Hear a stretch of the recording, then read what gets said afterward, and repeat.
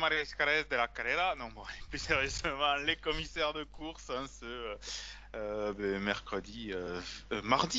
mardi, que dis-je, mardi 20 octobre pour parler de la Volta avec moi Charles. Bonsoir Charles. Salut Ben, bonsour à tous. Et également Greg. Bonsoir Greg. Oh là!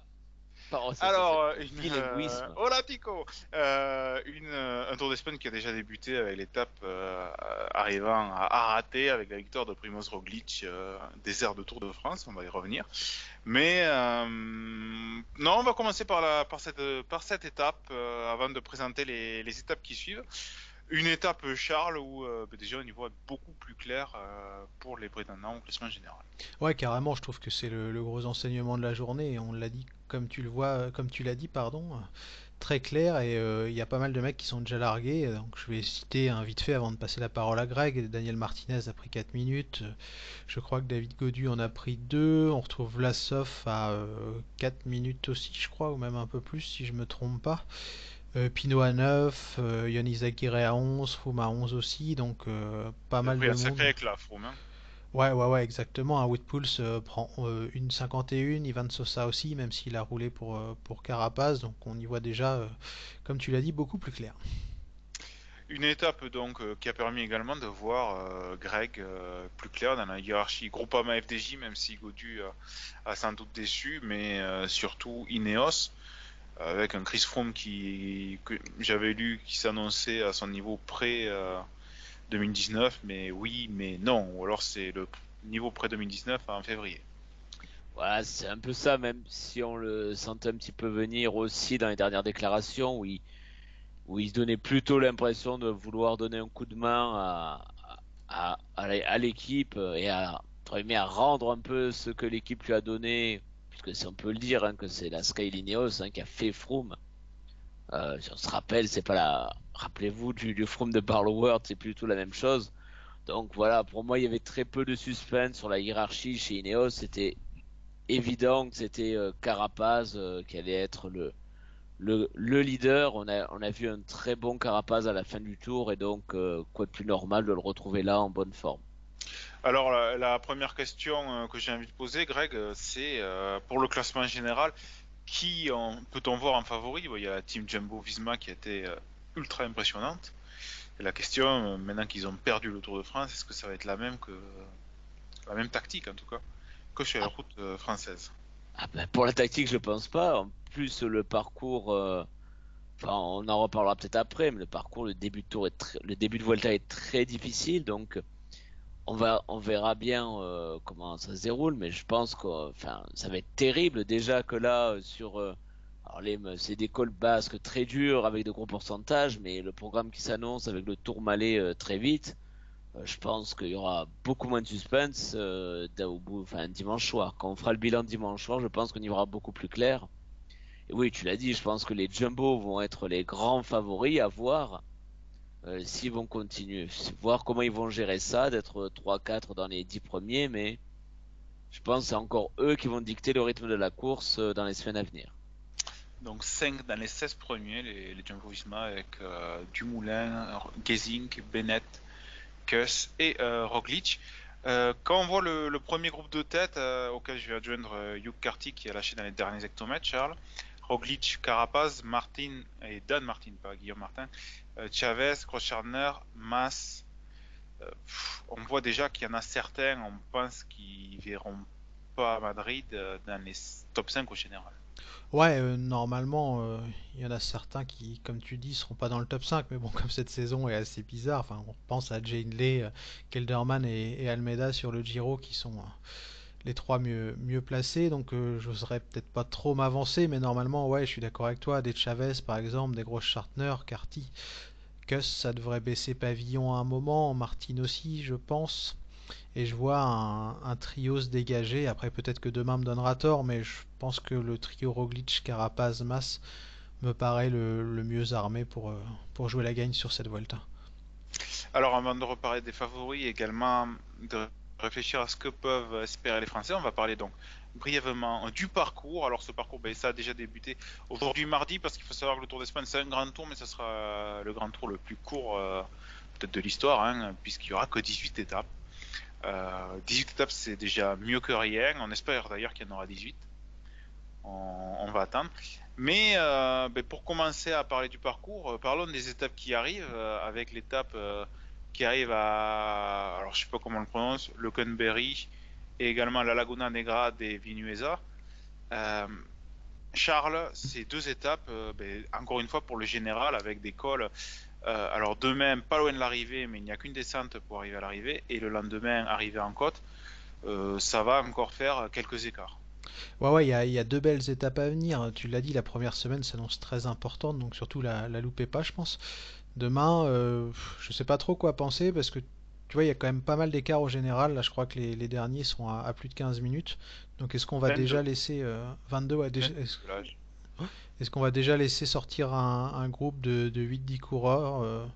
C'est possible, mais sinon, il y a une belle sélection qui peut se faire dans la montée de première catégorie, dont le sommet culmine, je crois, à 17 km de l'arrivée. Derrière, c'est que de la descente, donc on peut s'imaginer quelque chose. Et ensuite, une première arrivée en altitude à 1725 mètres. Donc, intéressant aussi, surtout qu'il risque déjà de faire très froid, puisqu'on le rappelle, on est fin octobre.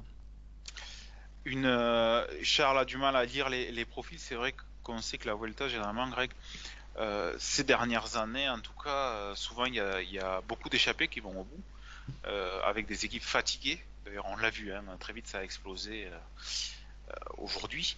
Tu penses qu'on va avoir des bagarres entre favoris ou au-delà des favoris, on va également avoir des victoires d'étape en échappée?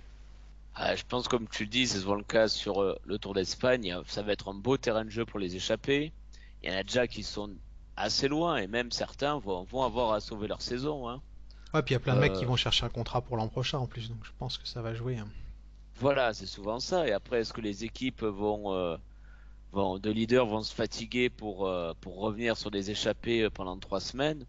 Pas sûr que la Jumbo, même s'ils paraissent très forts, fasse l'effort dès demain, dès après-demain et encore dimanche, où peut-être qu'on en reparlera, mais le Tour Malais. Ça fait une première semaine très costaud et contrôler la course pendant 3 semaines avec tous les aléas qui peuvent arriver sur un grand tour, eh ben, je suis pas sûr que la Jumbo le joue comme ça. D'autant Surtout plus que je sais pas ce que t'en penses, ils Ben, se sont mais fait avoir aussi sur le Tour de France en faisant ça. Voilà.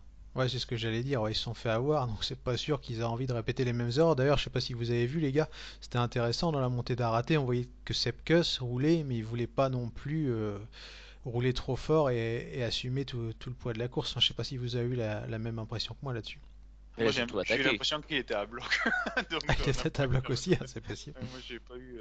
Il y avait un gros vent de dos, hein, sur cette montée d'ailleurs, qui a sans doute permis à faire exploser. Mais une chose sur la Jumbo Visma, puisqu'on parle de ces premières étapes, alors vite fait un petit point sur vendredi et samedi.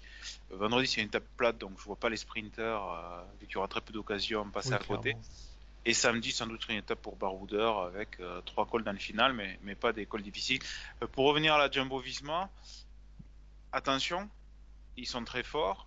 On a devant la plupart des gars qui ont fait des courses entre le Tour de France et la Vuelta. On remarque également que les gars qui sont devant sont des gars quasiment pour la totalité qui ont fait le Tour de France, puisque en fait, je crois qu'il faut remonter à Andrea Baggioli pour un gars qui n'a pas fait le Tour de France, c'est-à-dire le 10e. On double des grands tours, même s'il y a 3 jours en moins. On est en fin de saison, on va avoir des conditions très difficiles. Je pense que beaucoup de coureurs ne sont pas à l'abri d'une belle explosion, d'autant qu'un Primoz Roglic, il a fait le Tour de France à fond, il a fait les classiques à fond. Il est Mais c'est pour ça très que moi très je fort. fais de Et Carapaz mon favori. Je sais pas si vous aurez la même analyse, mais même s'il a fait le Tour de France, il a quand même fait pas mal d'étapes en dedans. Donc je pense que la fraîcheur va l'avantager par rapport à Roglic. Mais je pense aussi, hein. Je pense un petit peu comme toi que Carapaz va être le principal danger pour Roglic. Vraiment le favori, parce qu'il y a quand même aussi du côté d'Ineos une équipe pas si moche, hein. je rajouterai dans les favoris Henrik Mas. Ouais, ouais, ouais, Henrik Mas.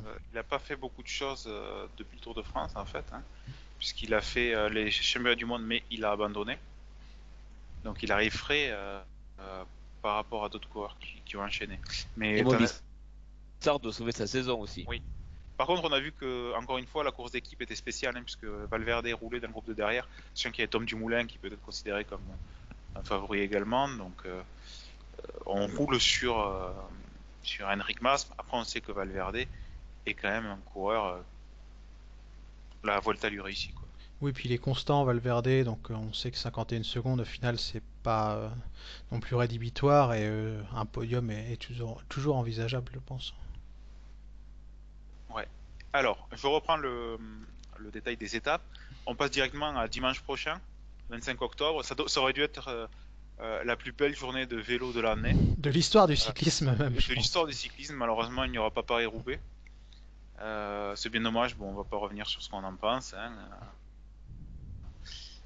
Toujours dit qu'il y aura le final du Giro, mais il y aura également cette étape du Tourmalet qui est très belle avec le Portalet, l'Aubisque et le col du Tourmalet. C'est le début de l'étape mythique qu'il y avait eu en 1991 sur le Tour de France, l'étape où Chiappucci et Indurain renversaient le Tour.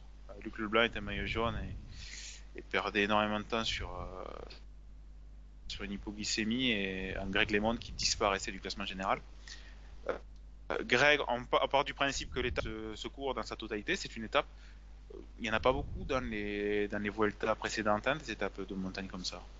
Ben oui, ça fait quasiment étape du Tour de France, hein, avec l'enchaînement au Bisque Tourmalet. Donc oui, mais même globalement, ce parcours finalement de la Vuelta est quand même assez original, parce qu'on fera le bilan là-dessus. Donc évidemment, il y aura beaucoup de curiosité. Enfin, depuis qu'on a cette annonce du Tourmalet sur la Vuelta, c'est vrai que c'est peut-être l'étape dont on parle le plus, que tous les suiveurs attendent le plus. Pour le moment, les prévisions météo sont plutôt bonnes, mais c'est à un jour près, c'est-à-dire que si c'était l'étape le lundi, je crois qu'on attend de la neige pour le lundi, mais pour le dimanche, normalement, on touche du bois, ça doit passer. Et c'est vrai que voilà, mettre le Tourmalet comme ça en vedette, c'est quelque chose que je pense tous les fans de vélo, eh bien, on attend ça, quoi. C'est tellement une montée mythique du Tour de France et qu'elle soit aussi bien mise en valeur sur la Vuelta, forcément, c'est quelque chose qu'on attend. Ouais. D'ailleurs, même s'il y aurait un peu de neige, l'Aubisque est à 1700 mètres, donc 1800 mètres pour le Portalet. Pour le Tourmalet, c'est pas dans la montée le problème, ça serait s'il y avait une descente. Donc on va croiser les doigts et espérer que ça passe. Si je me trompe pas, je crois que l'étape est diffusée en intégralité également. Ouais, c'est possible Il y a parce qu'elle plusieurs étapes. elle est courte, hein, donc. Elle est courte. Ouais, mais il y a plusieurs étapes du Tour d'Espagne qui sont diffusées en intégralité. J'ai pas les étapes, mais je crois bien avoir Mais vu c'est passer. vachement intéressant d'ailleurs cette étape parce qu'elle est courte et du coup il y aura absolument aucun temps mort. Et on part, je sais que t'aimes beaucoup ça toi Ben, on part À directement froid? en montée. Ah ben il va y avoir une échappée superbe. Ça va être une échappée comme dirait Jean-René Godard, une échappée de vrais montagnards qui va partir en espérant des équipes moins fortes que sur le Tour de France. On sera déjà au 6e jour de course. Les conditions n'ont pas l'air terribles, donc ça va user les organismes. On peut espérer une victoire d'étape en échappée, mais une échappée de vrais costauds, quoi, hein. C'est pas des coureurs qui auront pris 20 minutes sur le plat. Non, non, c'est. Et on peut espérer d'ailleurs des bouleversements au classement général. Déjà.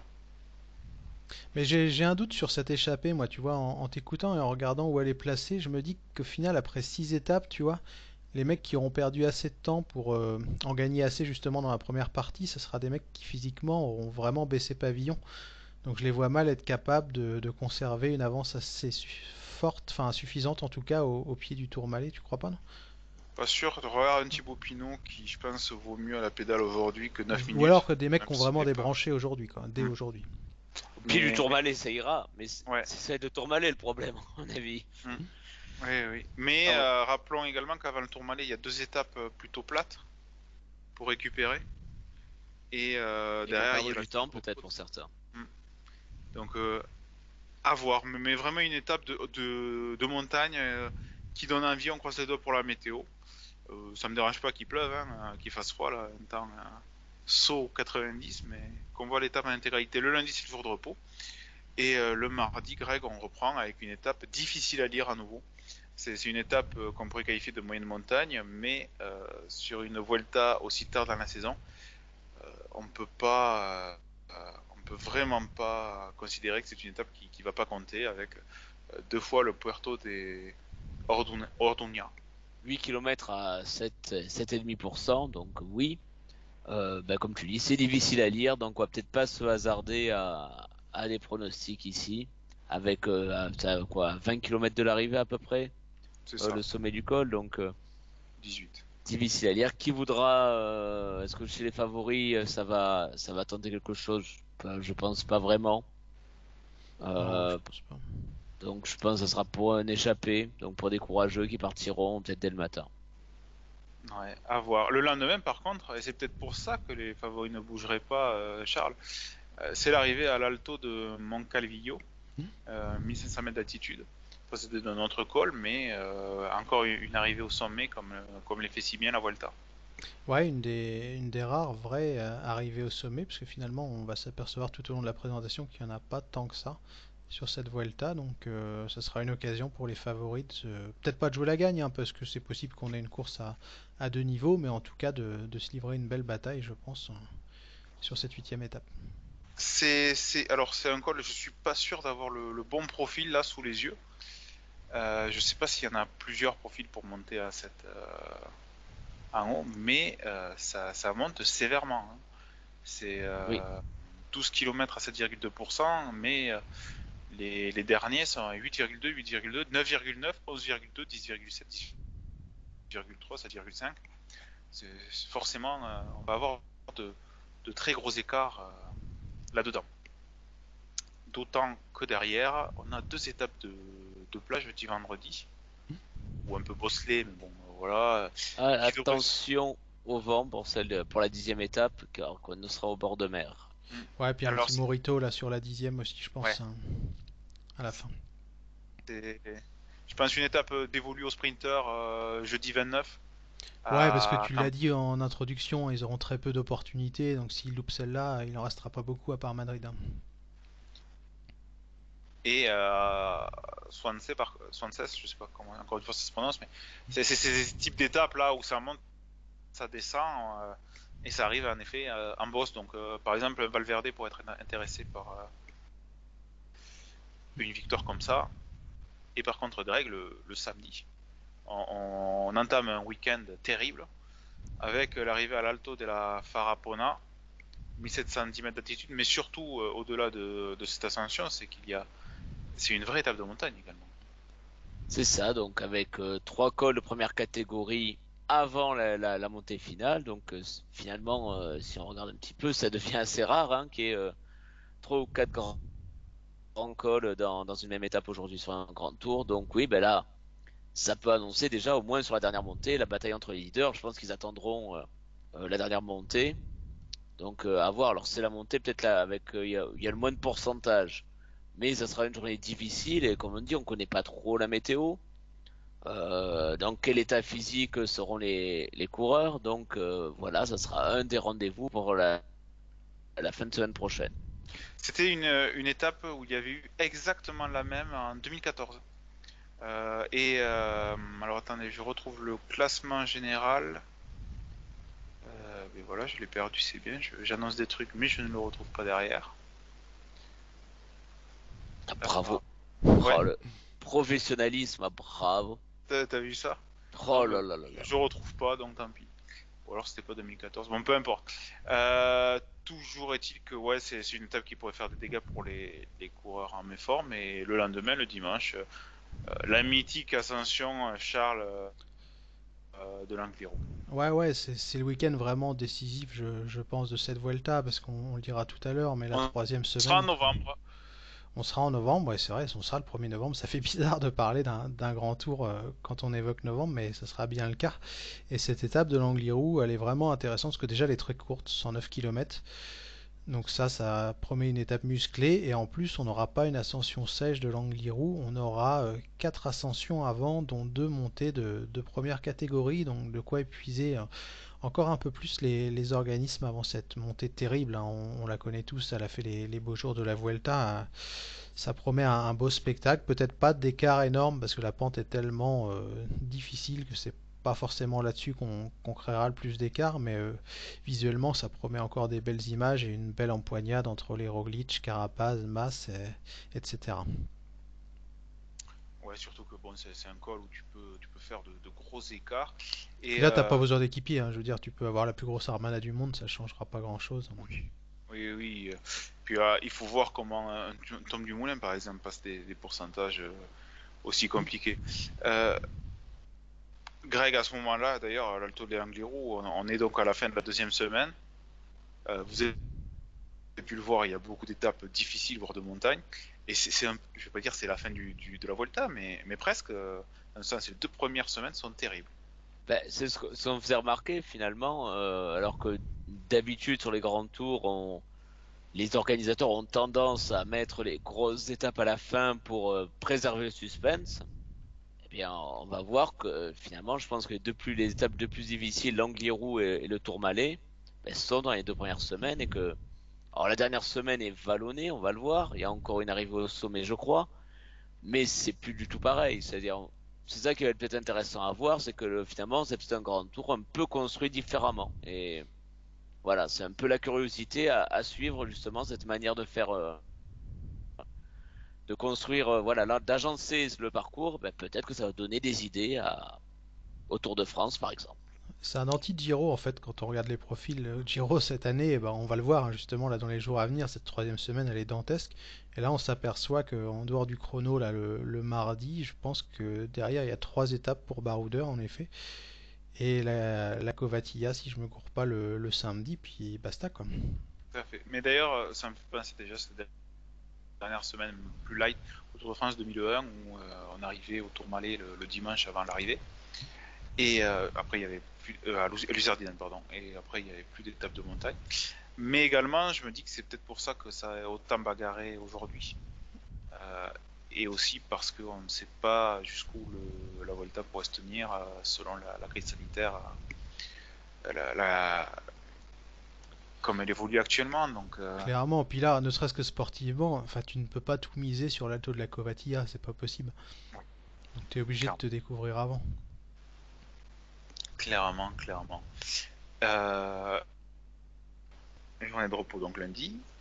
Nous reprenons, nous l'éducation nationale, notre travail, donc ça sera plus compliqué de regarder la suite de la Vuelta, mais elle n'est pas dénuée d'intérêt puisque le mardi, il y a Greg, le seul et unique contre-la-montre, 33,5 km, ce qui, au jour d'aujourd'hui, est une distance qui permet de faire de beaux écarts, plats, mais avec une arrivée en bosse. Le petit repetcho hein, traditionnel de la Vuelta, de 2 km à 14%, donc du gros pourcentage.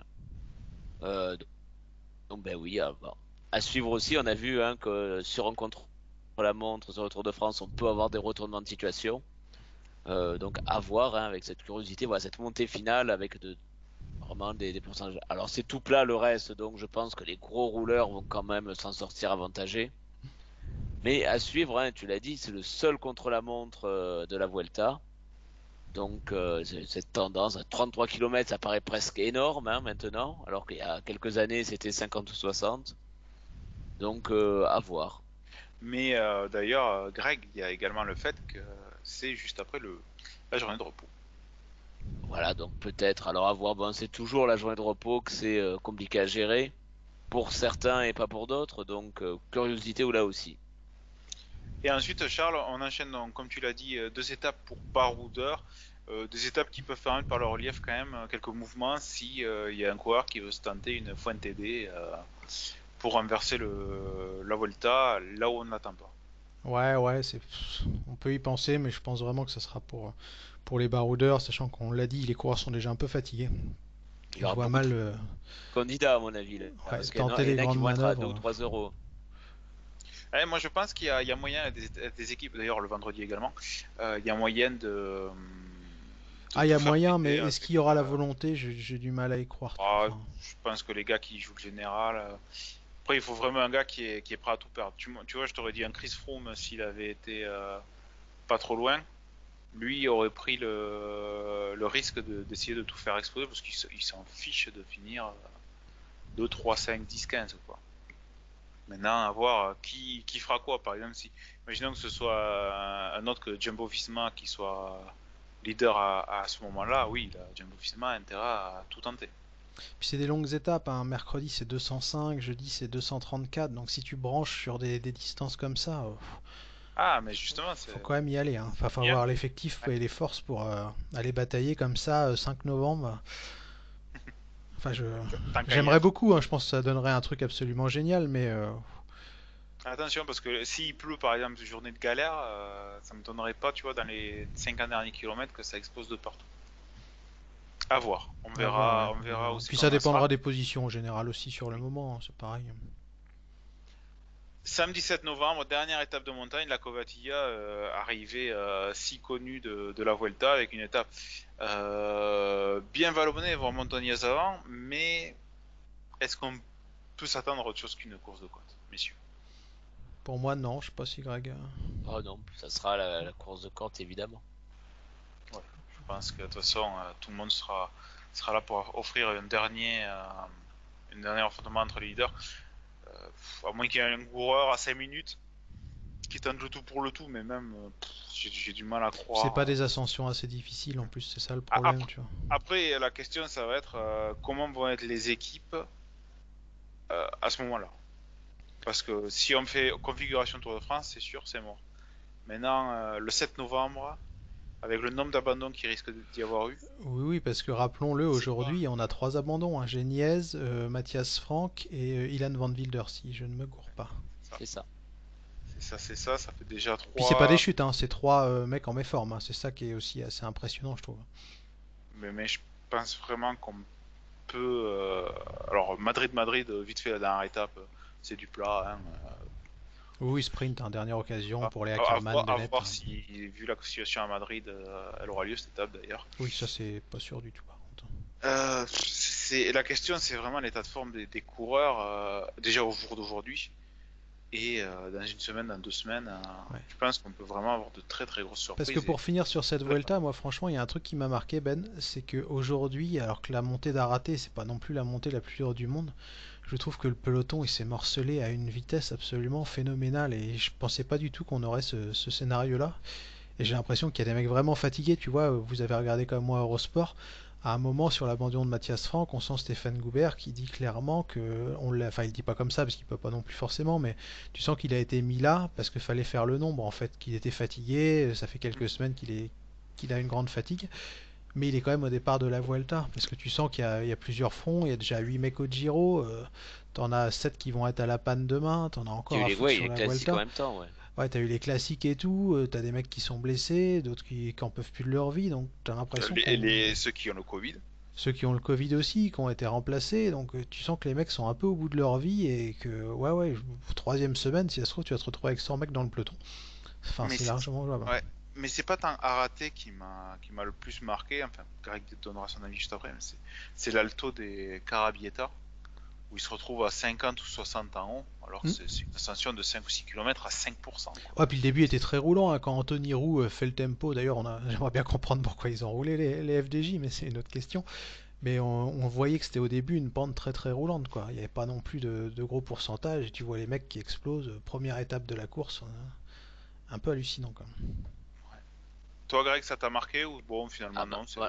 Moi, celui que j'ai trouvé impressionnant, c'est quand même Sepkus quand il a mené enfin, ses accélérations, ça rappelait enfin, la domination de Jumbo-Visma du Tour. Alors, on sait ce qu'elle a donné, mais enfin, moi, s'il y avait, voilà, celui qui m'a le plus impressionné, je trouve, c'est Sepkus sur cette montée-là.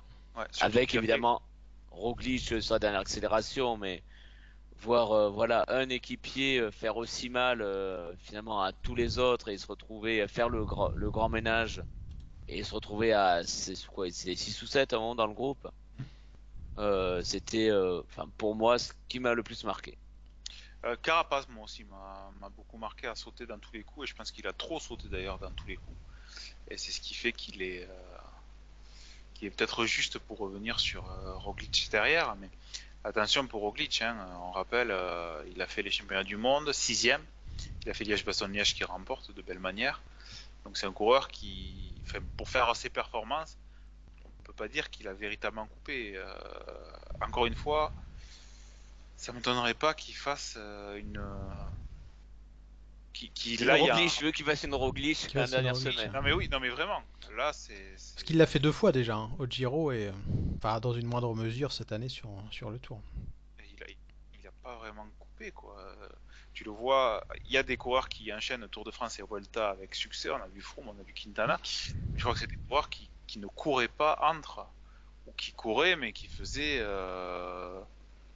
pas la course à bloc. Alors certes, la saison cette année est très spéciale, j'en conviens, mais on est en fin d'année. Le Tour de France a été très compliqué, tous les coureurs l'ont dit. C'était quand même un Tour de France qui s'est couru vite. Et les championnats du monde, c'était pas le parcours le plus facile. Je pense qu'en Hierge, il y avait un temps qui était pas terrible non plus. Quand je dis un temps, je parle de la météo. Je pense qu'à un moment ou un autre, ça va se payer. D'ailleurs, je me demande, Roglic gagne, mais peut-être que Kuss sera au final devant lui, hein, au général. Je me méfie vraiment des conclusions qu'on peut tirer après une étape comme celle-là. Je pense que peut-être pas demain, mais en fin de semaine, il y aura des bouleversements complets au général. Sur le forum, je lisais, ça y est, le classement général c'est déjà fini pour les Français. Alors quand je parle de classement général, je pense que les gars parlaient pour le top 10, hein, parce que pour la victoire, si Thibaut Pinot ne fait pas le général, il n'y a pas forcément des coureurs qui sont capables de l'emporter.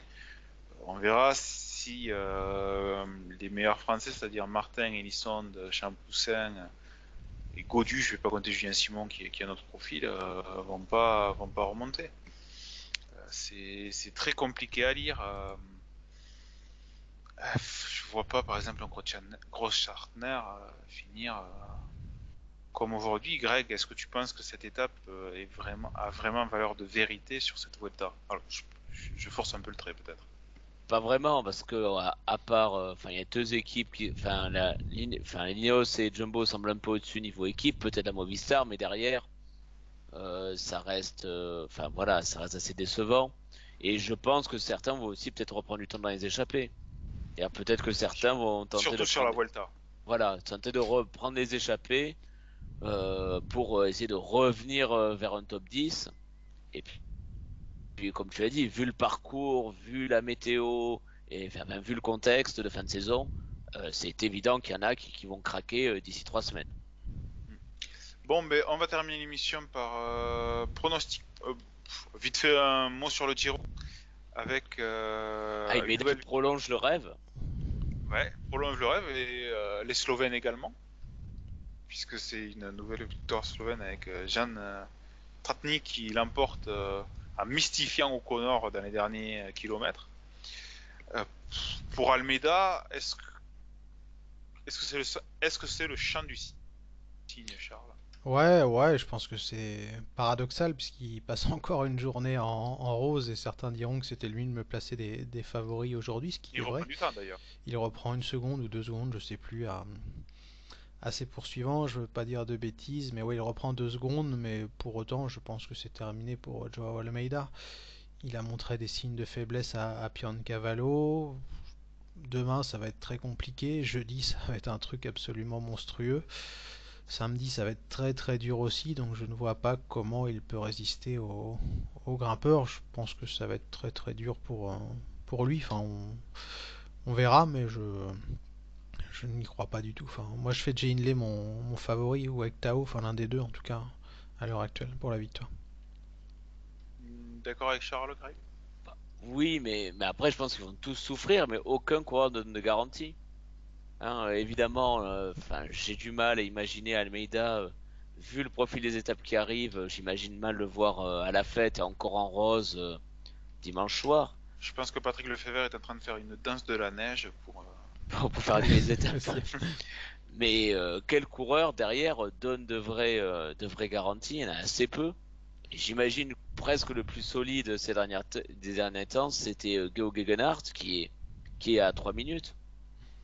Donc Bah, même les deux Jay plus Hindley, solides, hein. ils sont à 3 minutes, ouais. Voilà, ils sont à Hindley 3 minutes, hein, et donc Tao. il y a aucun coureur donne de réelles garanties. Et Tout à c'est fait. ça qui va être intéressant d'ailleurs. Ouais. Et pour finir, euh, pronostiquons notre podium de la Vuelta, messieurs. Eh ben, Je vais vous je laisser veux bien quelques commencer si vous voulez pour Ouais, bah écoute, je t'en prie. vous laisser le temps de la réflexion. Bah, je vais pas trahir ce que j'ai dit au tout début, je crois. Donc, je vais miser sur Carapaz devant Enric Mas et Primoz Roglic en troisième position. Greg. Bah, je vais dire dans le désordre, Roglic, Mas, Carapaz. Je vais dire Mas, Carapaz. Je vais pas mettre Roglic, je vais mettre Kuss sur le podium. Et toi, Ben? Eh Il bien, vient je de vais le Ah oui, dire. tu viens de... Oh, mais ça y est. Eh oui, mais il n'y a pas que les Mas, coureurs qui sont fatigués, les gars, à la fin du Oh, mois ouais. Mas, d'octobre. Carapaz et Kuss. Et le premier français, tiens. Champoussin. Premier français et sa place. Champoussin, Elisson 15e. Elisson, oui. de 10e. Ouais, et Ah moi, non, il y a je vais- Martin. Non, je dis de la merde, mais je suis vraiment Ouais. fatigué ce soir, ça va pas. Non, Martin, top 10. Ah, mais je veux une place. À 10e. Ouais. Et pour ma part, ouais, je vais miser Guillaume Martin, je vais dire 7ème, parce qu'il est capable de faire de très longues saisons régulières, mais je pense que Champoussin peut être une très belle surprise. Et un dernier petit mot pour Victor Lafay, 45ème, qui fait sa première vraie saison, puisque l'an dernier, il avait été marqué par les blessures, ultra critiqué par les fans de son équipe, mais qui montre petit à petit qu'il progresse. Je suis très content, c'est un coureur que je suis.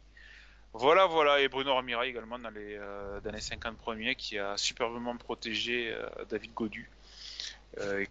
Je pense qu'on pourrait le voir à son aise dans une échappée, parce que je pense qu'il aura plus de liberté. Hein. Ça m'étonnerait que. Ah bah là, oui, je pense que globalement, la FDJ, les libertés. Hein. Mais je pense que Ah, ils vont Gaudu pas sera faire bien l'échappée. meilleur d'ici. Je pense que David Gaudu sera bien meilleur. Les prochains jours, il n'a pas couru depuis le Tour de France, qu'il avait abandonné. Il est très mauvais sur les premiers jours de course, donc.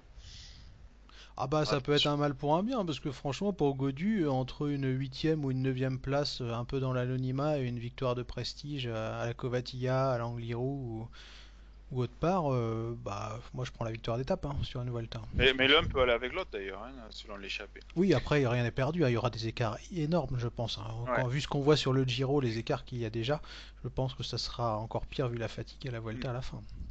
Et en parlant de victoire d'étape, comment ne pas parler de Nance Peters, qui double donc avec le Tour de France et qui va viser tout simplement une victoire sur le Tour d'Espagne, ce qui ferait qu'il aurait remporté une étape sur chaque grand tour, ce qui n'est pas commun, surtout pour un coureur de son profil. Il y en a qui l'ont pris à Vélo Games, donc certains y croient, je pense. Dont moi. On vous donne rendez-vous dimanche, normalement, pour la sortie du dimanche, où on reviendra bien entendu sur le Giro qui viendra se terminer et sur la première semaine de la Vuelta avec le Tourmalet en point d'orgue. Bon, je dis pas qu'on fera pas d'émission si un Français prend le maillot rouge. Hein. Le maillot rose, ça sera compliqué. On va mais voir, peut-être il y le aura maillot peut-être rouge. des émissions surprises, là, c'est vrai que ça Ouais. dure pas longtemps, il y a de l'actu, donc on verra. Voilà. On verra, ça va dépendre de ce qui se passe dans les étapes Voilà. et notre motivation. En tous les cas, en attendant, bonne semaine à tout le monde et on se retrouve au plus tard dimanche. Ciao, ciao. Allez, à bientôt. Ciao.